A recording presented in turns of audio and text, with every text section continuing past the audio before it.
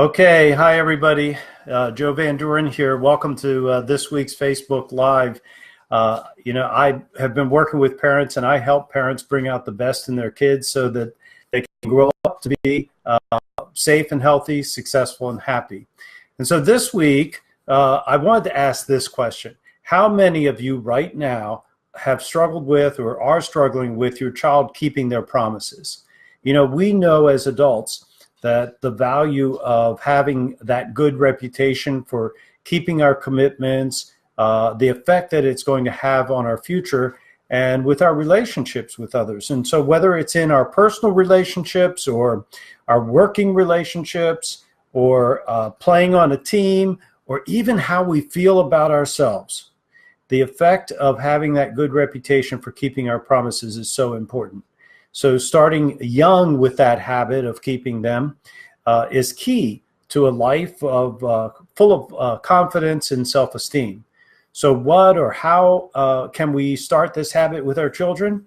That's what we're going to talk about that this week. And if that's you, you're going to love this short training. At the end of the training, I'm going to give you the opportunity to get a free copy of the list of virtues and the 5 strategies of the Virtues Project, so that you can learn even more about bringing out the best in your kids. My goal for these lives is to give every parent some talking points and maybe some tips about how they could help their children no matter what their age is. And in this month of June, we're talking about the virtue of integrity, which is the foundation of so many other of the virtues.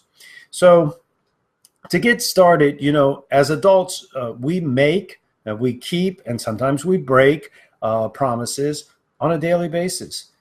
How important our word and our reputation and even how much we value ourselves is demonstrated by the importance that we put on keeping our word.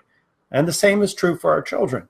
So when they keep their word in the simple things, they're building the foundation for high self-esteem, trustworthiness with themselves and others, and ultimately their reputation in the community. So what is it that our children need to know and that we can help them with so that they can see just how important it is to keep their promises? Well, the very first thing that they need, obviously, is just understand what a promise is. So even at a very young age, we can help them to appreciate that when we say we're going to do something, we mean that we're going to do it, and we do it.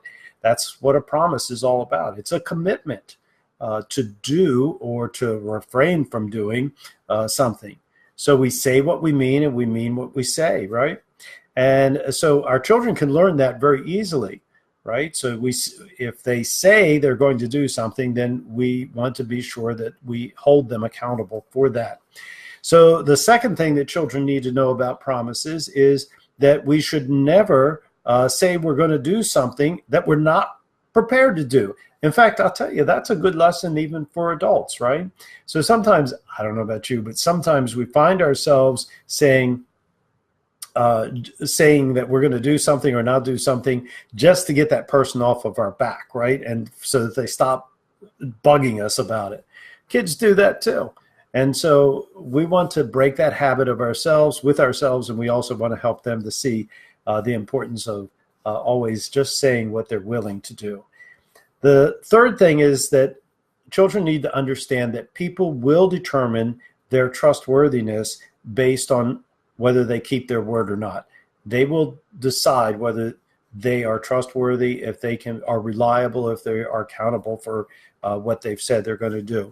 And then finally, we want them to understand that if they have to break a promise, and we all have been in that situation where we've had to break a promise, we also then need to follow up by making amends, making it good, doing something to make up for it. So how do we do that?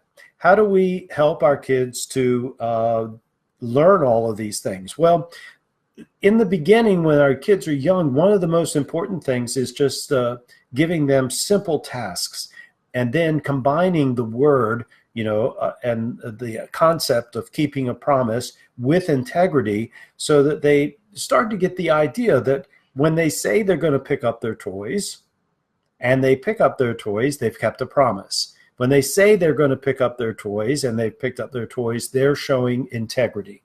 And that's how we want to present it to them. So simple tasks like picking up their toys, keeping their room clean. Now, that may not be a simple task for all kids, but it's certainly one that if they promise you they're going to do, then that is a way of keeping their commitment and showing that they're keeping their promises.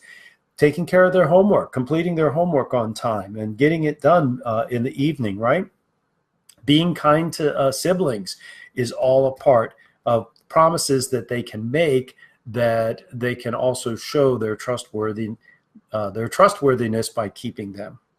So, and finally, as they get older, additional agreements might be put in place. And so we might actually, and I'm a big fan of this, is making contracts with our kids about certain things, especially when it deals with morals as well as behaviors. For instance, if you've had that talk with your child more than one time and it's all about, they promise, I'd never take drugs, Mom, or I'd never smoke, or I'm not going to go out and go drinking, then put it into a contract, right? And so that they can remember exactly what they promise you, and you can too.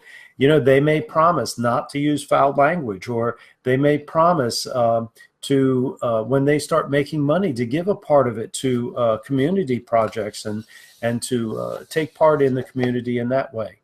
I really like the idea with older children particularly, but you can do this with young kids too, of writing it down what the promise was and creating a contract with them that both of you sign.